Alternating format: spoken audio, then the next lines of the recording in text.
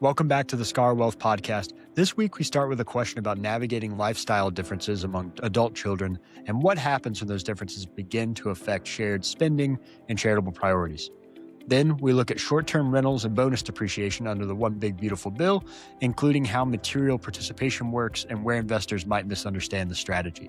And from our From the Field segment, we're joined by Ghonche Alavi of Crisis 24 to discuss the evolving digital risks facing high-profile individuals and family offices, and why effective cybersecurity today requires more than off-the-shelf solutions. So let's go ahead and get started with question number one. We have three adult kids, 36, 39, 40. Two of them still travel private with us, but one prefers to fly commercial, and he wants us to redirect that travel spent toward charitable giving. We're in an awkward situation trying to figure out how to navigate lifestyle differences now they affect not just the family dynamic, but the budget and gifting plans.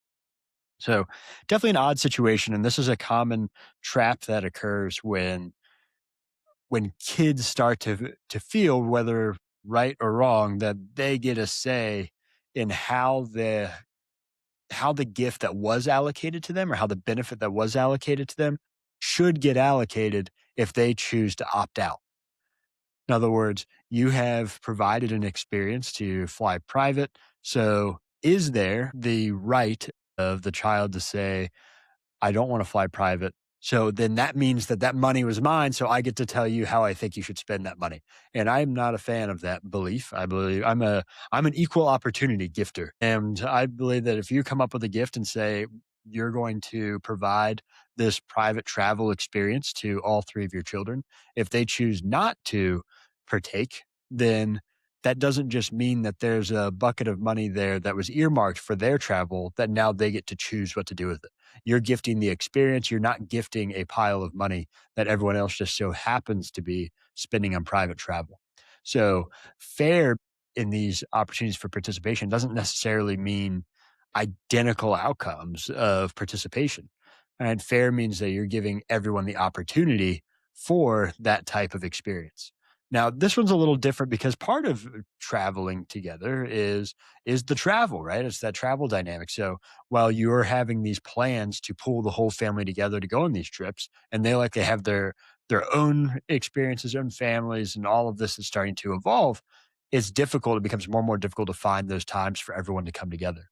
So this comes into a value difference there, or not even a value difference as much as it is an opportunity for you to clarify what the goal is of traveling together. Is the goal you want everyone to be there together as you travel? So you're going to fly private and they should participate in that. And that's great that they would like to prefer to fly commercial on their own time and on their own dime. They can fly commercial as much as they want. But for this family trip, we're all flying together. Right. So that's one option. The other option is to say, you get there however you want to get there. We're offering the opportunity to fly private. If you want to fly commercial, that's fine. We'll pay for you to fly commercial. But just because we're paying for you to fly commercial doesn't mean that you now have the ability to allocate the excess spend that we are no longer spending on private travel. So the goal is really to allow you to start designing not only a structure around, but a norm of what's expected when these types of opportunities arise, whether it's for travel, whether it's for gifting, whether it's for anything else. And we see this happen a lot for gifting, especially if your kids end up having children that maybe some are going to private school, some are going to public school, some are going to go to college, some are not going to go to college. How do you start dividing out? Then you might say you want to pay for all the grandkids to go to college. Well, what if one of your children doesn't have any kids, or doesn't have kids that are going to go to college? Well, now that throws a whole wrench in the dynamic. And it's very similar to this, where it's really easy to fall back on that reallocation trap that says, well, I'm not using that gift in that way, but I still want to use the gift in this other way, or I want you to allocate that gift in another way.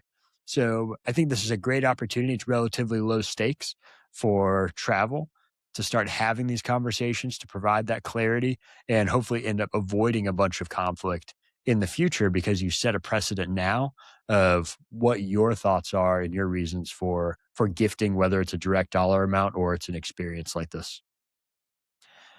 Our next question I'm seeking information on advantages to purchasing short term rentals and using bonus appreciation that is available within the one big beautiful bill. I've read some sources that say the owner only needs to provide 100 hours a year towards managing the rental, and there's enhanced depreciation available. How does that work? So, lots of things to unpack on this scenario.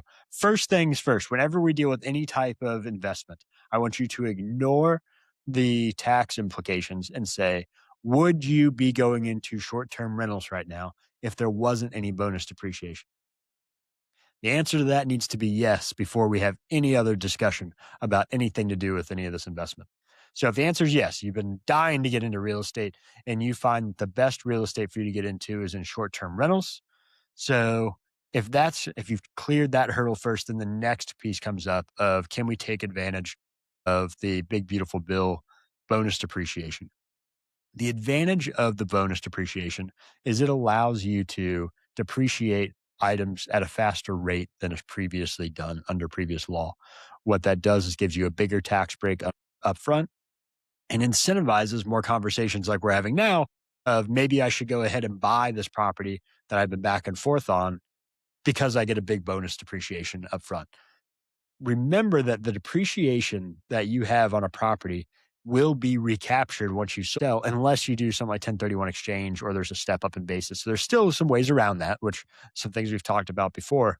But we want to know that that depreciation is a short-term benefit and essentially a delay of potential gains that you'd pay tax on in the future. So it's almost like a loan to you until the property is sold. But let's dig into what this means for the bonus depreciation and how this works specifically for the short-term rentals.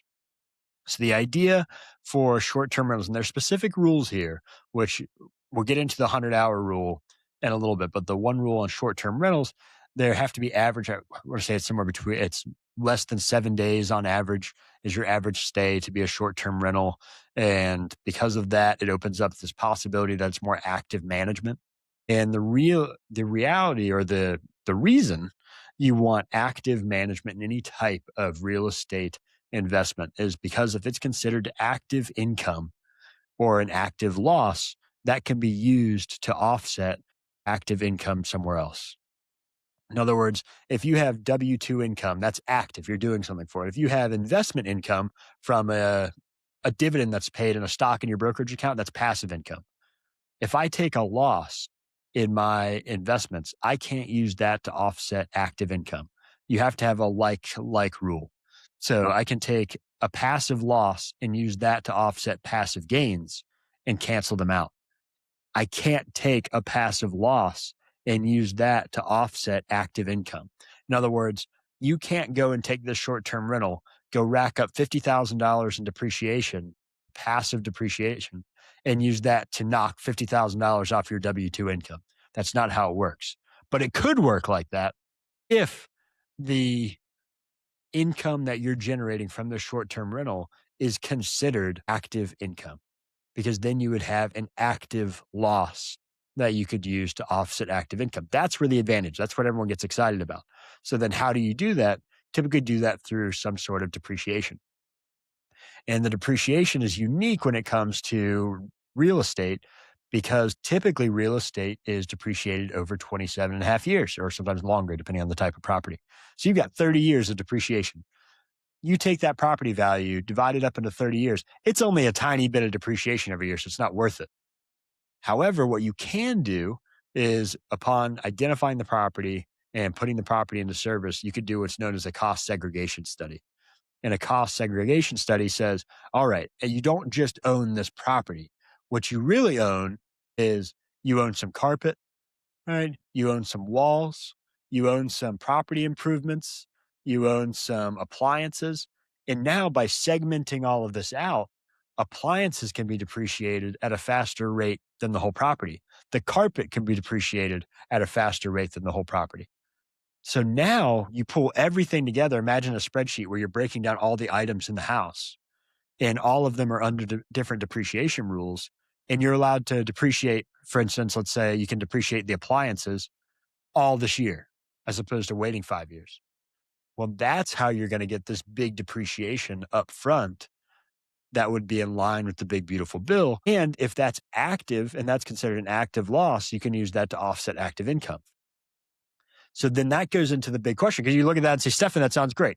I like the idea. Let's depreciate the whole thing. Let's take some huge losses. Let's use that to offset all my W 2 income and I'm not paying any taxes.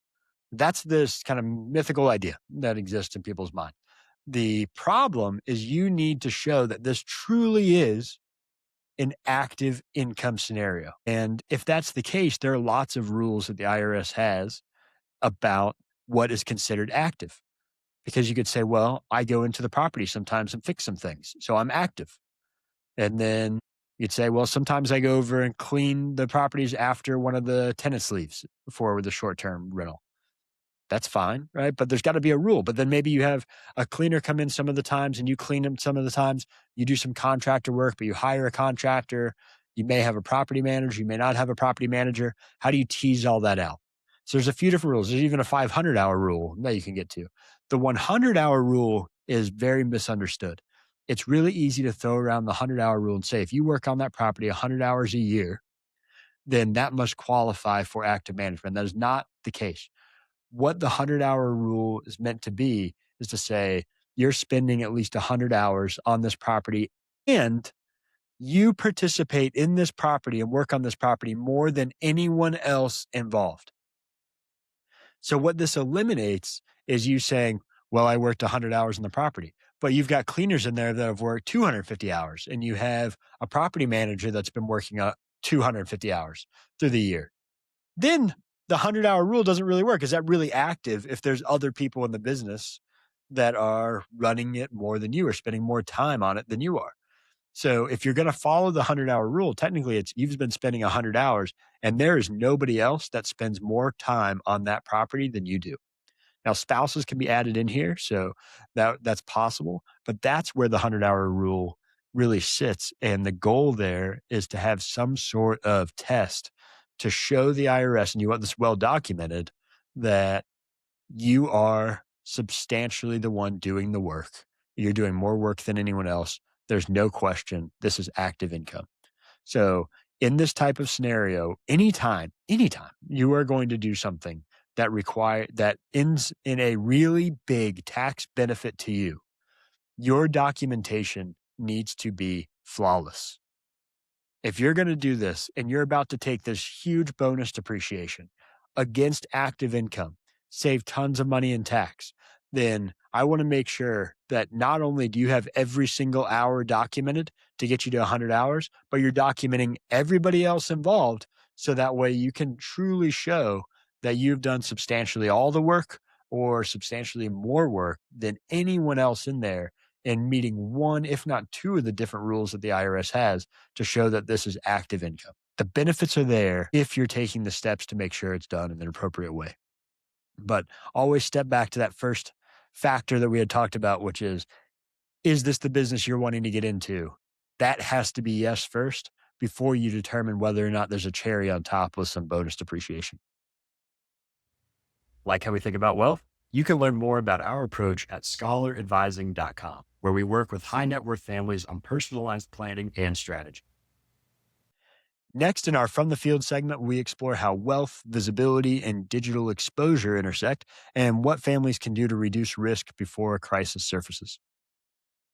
Today, we're joined by Ghonche Alavi of Crisis 24, where she works with high profile individuals and family offices on the evolving digital risks that come with wealth, visibility, complexity. So, Ghonche, welcome to the Scholar Wealth podcast. Start off, why don't you tell us a little bit about your background, the type of work you do? We'll go from there. Yeah, absolutely. Well, lovely to meet you. So my name is Ghonche Alavi. I lead the cyber practice at Crisis 24. I've been with Crisis 24 now 10 years. And initially, my main area of focus was in helping enterprise clients build out their cyber resilience. So everything we can do to help organizations reduce the likelihood of a major cyber event occurring, or if it does occur, reduce the operational impact of downtime. And now I'm working primarily with Private Strategic Group, or the PSG division within Crisis 24, which is really the division that is focused on family offices and ultra high net worths. They have a very unique cyber footprint and visibility that warrants its own level of support. So I've been shifting my focus to primarily cater to that demographic over the last 18 months or 2 years. So how does that change? So everyone's aware of kind of the cyber risks that are out there and everything, and it's change your passwords and make sure you don't give access to your phone. But I imagine there's a different level in a shift that starts to happen when visibility increases or when wealth increases. Can you talk a little bit about how you see that shift and what that means to have a shift in digital risk that's out there? Absolutely. I mean, that's a great question. The attack surface of an ultra high net worth individual or a family, I would say, is dramatically larger than the average person, and much larger than perhaps we would realize, because it's not just the number of devices you own. It's not about endpoints necessarily. It's about every single person and system that you will then connect it to. Public visibility is definitely one of the areas that we see with it come a significant weaponization by threat actors. That could be things like media coverage, depending on the profile of the ultra high net worth individual. It could be their own social media footprint, and it might not be themselves. I always give the example of, my mum when she discovered on Facebook you can geotag and bring in the entire visibility of where the family is by checking in. So the social media footprint that not just you, but family members might have, and also your travel patterns too. And I think in some jurisdictions, some geographies, primarily in the States, property records are very visible and public. All of these crumbs, digital crumbs, can be used by threat actors. And then there's the latest trends we've been seeing as well. I'm sure we'll go into some more, but things like AI driven social engineering attacks that threat actors will use and leverage these digital breadcrumbs to then use as almost a primary vector into targeting this profile. The other big trend we've seen and an area of focus, I'd say, over the last year or so has been the risks around crypto wealth. So the visibility of the blockchain and just how expansive it is and how much it can direct threat actors into better visibility of your own physical residence too, and those links are not always understood. And so if there's a perception of crypto wealth, that we've seen an increased targeting of those individuals as well. And some of that translates not just into cyber domain through digital attacks, but unfortunately, more targeted physical security attempts as well. When you have to tailor these types of, I guess, risk mitigation strategies, is that kind of the thought process there? How specific do you get into the lives of the individuals and their families? Because I imagine even within one family, the types of risks that each family member has are completely different, right? From the types of business they do, the types of travel. Can you talk a little bit about how you go about if I come in today and I've got my family and I say I need you to help me and protect all this, is there an intake process if you're just trying to find what are all these risks? Because I don't think I would be a good person to ask of whether or not I knew of all the risks that are associated. That's why I would be hiring you to figure that out for me, find all the risks and then mitigate them.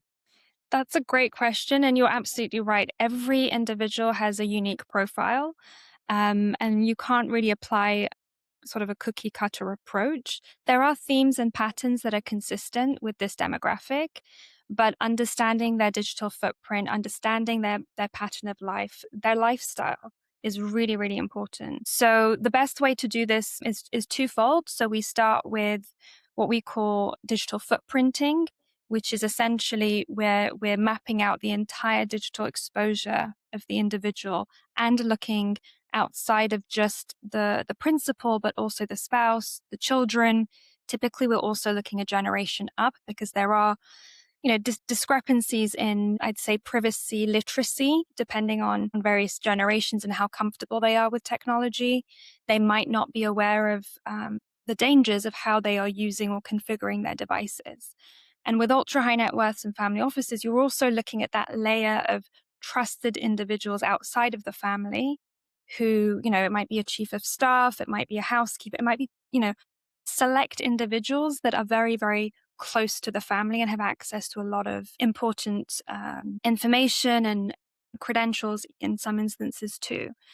The digital footprinting gives us an opportunity to profile just their level of exposure. So, what are the vulnerabilities that a threat actor could potentially use and leverage in either posing a direct physical security risk or posing a more digital risk or identity theft or instances of information security risks. And here we're looking at surface, deep, and dark web. So, I gave the example of my mother and how she was using Facebook, but it's understanding everybody in your family. How are they using the devices? How are those devices configured? Are you using a combination of corporate and personal devices? How are those being managed? How are you patching each of those devices? How are you traveling? Is it private? Which additional vendors, therefore, have access to some of your personal records? And it's just building all those layers of understanding to see, from a threat actor perspective, how much exposure is there and what could that level of exposure, what risks does that pose to you? Could it be used? And we've done this quite successfully for numerous families now in identifying where the kids go to school, where the spouse goes for a morning run, where the holiday homes are. All these sort of digital breadcrumbs could then be leveraged to pose a more direct physical security risk and kind of directly impact their pattern of life. And then, of course, on the identity theft side, if you've had credentials that have been exposed on the dark web, perhaps not each of those credentials can be used in isolation, but if you bring them together and piece them together, can they be used to try and take out a line of credit in your name, for example? And so the makeup, the composition of each family and those trusted individuals around them is different. The devices they use, the way they communicate, all of those variables exist, but ultimately the risks are the same. It's just understanding the severity and the literacy of those individuals around digital hygiene and privacy in particular. And where do those concerns typically show up first? Is there a certain area where somebody says X happened, so now I need to bring in some professionals to evaluate this, or is there usually a trigger point there, or is that just a known thing that people are looking for? What has your experience been?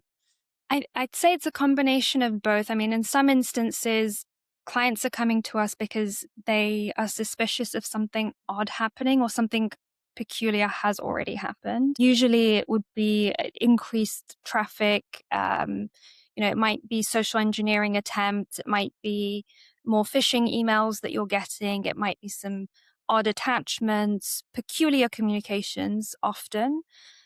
It might be that your actual devices have already been riddled with malware. It might be you notice things like the battery life on your device has suddenly gone down, or there's overheating of devices. And for other clients, I feel it might not be something that they can directly point at, but they're concerned about how their public profile and their visibility could potentially raise the risk of them being targeted. And usually the concern is more for the children. And obviously, every individual is really concerned about protecting both the privacy and physical security of their loved ones. So, with increased public profile and visibility, there's often a concern around, okay, that on the one hand, it might be great that that we have this visibility, but on the other hand, what layers of security do we need to protect us? We've been brought in, and we do this on a routine basis now for families to look at their home network infrastructure. If you think about on the corporate side, most organizations will have corporate IT teams or a managed IT service provider that is looking at their devices, making sure that their network is safe and secure. And you kind of have a level of peace of mind that somebody is looking at this. It's somebody's responsibility.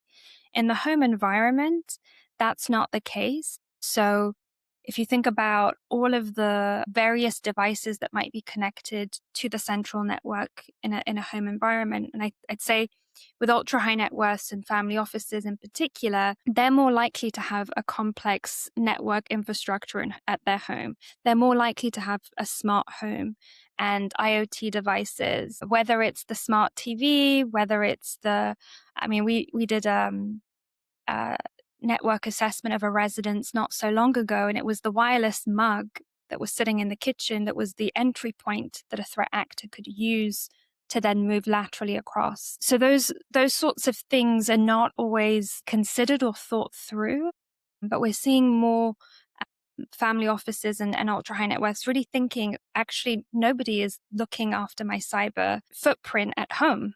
Yes, this has been covered in whichever business I'm invested in, and there's an corporate IT security team.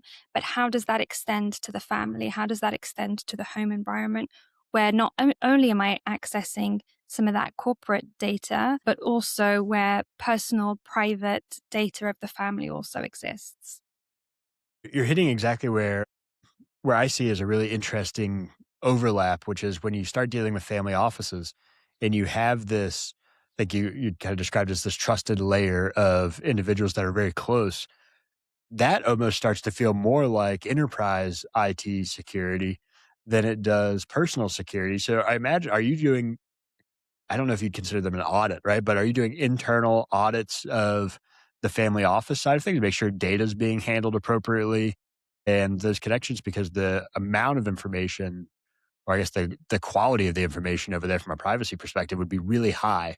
And it's not necessarily in the home, so to speak, as much as it is this really close layer that just happens to have all of the personal financial information of the individual family. That's exactly it. And it's that trusted layer is the one that's most vulnerable Yep. because they're the ones that own access and have sort of privileged access to some of that sensitive data that you talk about, whether it's financial records, whether it's other PII that could be leveraged by a threat actor. We're getting more and more traction by family offices to do these independent assessments, just because there is definitely a gap in the market.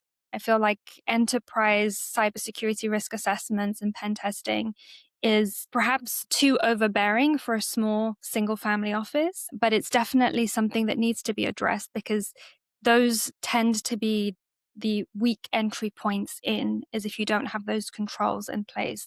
They're not quite part of the family, but they have privileged access to data that belongs to the family. And there needs to be process around that.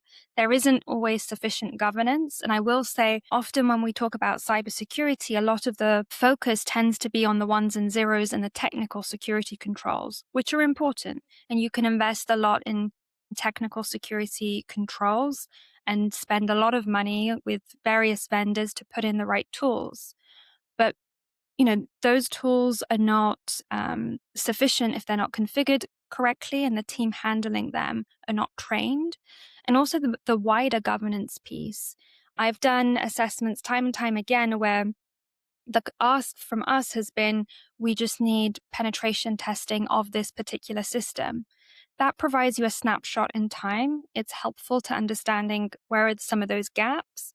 But it's when you do the walkthrough, when you understand the security culture, that you really understand where the gaps are.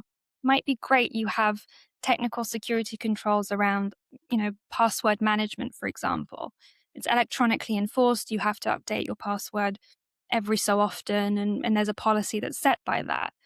But if during the walkthrough, and I've seen this time and time again, unfortunately, where those same passwords are put on post it notes on the devices, it then becomes a moot point. So it's understanding how security is seen in terms of the culture of the family office and also, by extension, the family members themselves.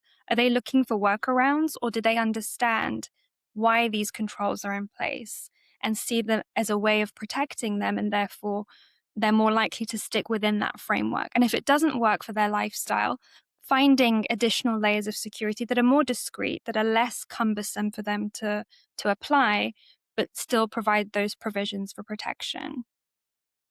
And when you're going through all these kind of evaluations for threat detection, are you leveraging AI now to identify threats? And if so, how are you deploying that right now?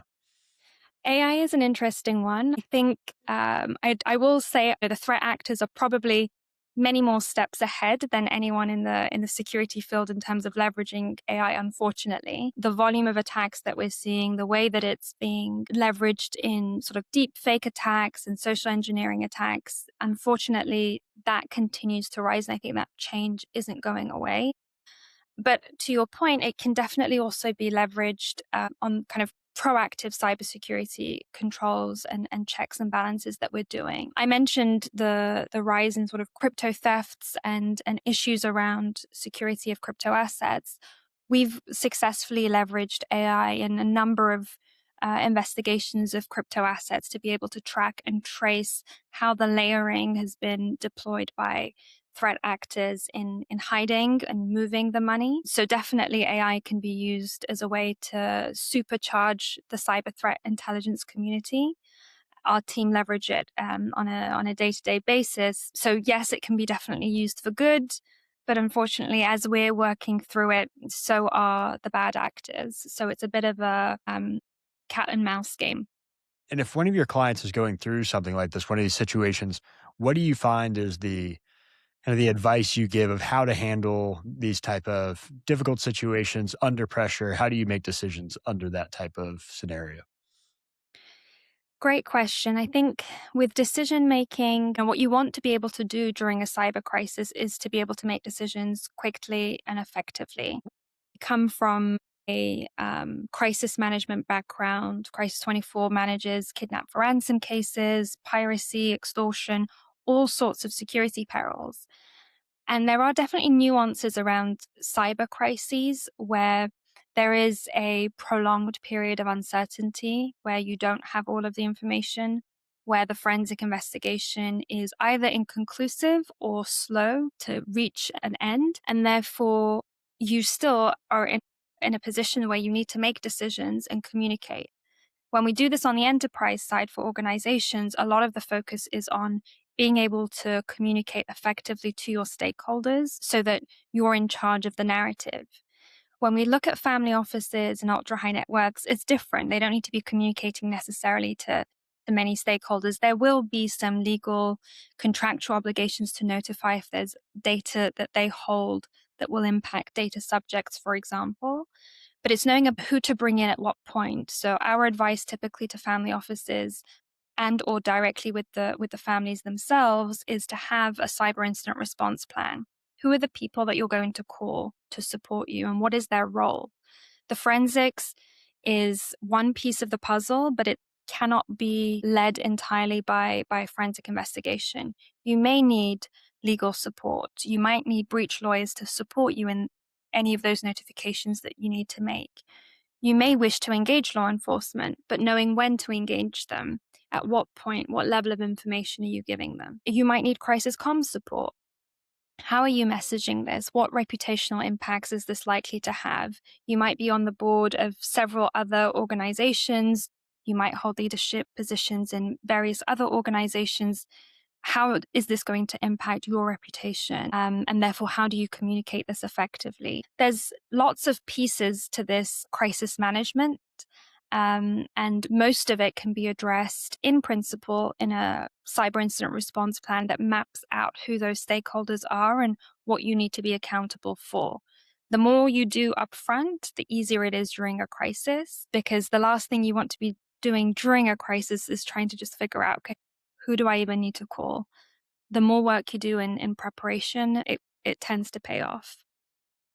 Of course, and I guess to add to that as we kind of wrap up, I think you just nailed a really key part that it's always planning beforehand is a lot better than trying to plan after an event and try to have everything in place. But anything that you'd like to add today? I'd say that the key points I'd want to reiterate is understanding your digital footprint and the risks that that poses to you directly and by extension to your family members, and understanding that that isn't just a information security risk, but the physical security risks of it too. The other thing I'd emphasize is the importance of training. Every family member has a role to play, and the more you're able to openly share with them why privacy is important, why cyber hygiene is important, and how their actions will have a domino effect on the wider family unit is important. And I think engaging the family members, regardless of which generation, which age bracket they fall into, they each play a role. We've seen, unfortunately, some trends around ultra high net worth family children being targeted in things like sextortion campaigns. So bringing in the children early to understand not necessarily how bad the world is and to scare them, but to give them concrete ways of using their devices, understanding security around why you shouldn't be using public Wi-Fi, for example, or when you're traveling abroad, you shouldn't be getting maintenance work done on those devices when it's not a vetted provider, for example. So these types of very practical handrails to help the family members and reiterate how the cyber threat landscape is changing and their role in protecting not just themselves but the wider family, I think is really important.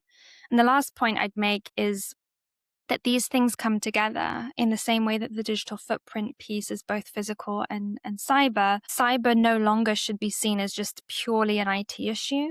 It needs to be considered as part of a holistic risk management framework. And yes, we do this for enterprise and, organizations have been doing this for years, and you have risk registers and audit committees that look at this. A smaller scale version of that does need to exist in the family office space and even in the family unit space to understand who is addressing these risks and how does it seep out of just the cyber domain into, say, the physical security domain.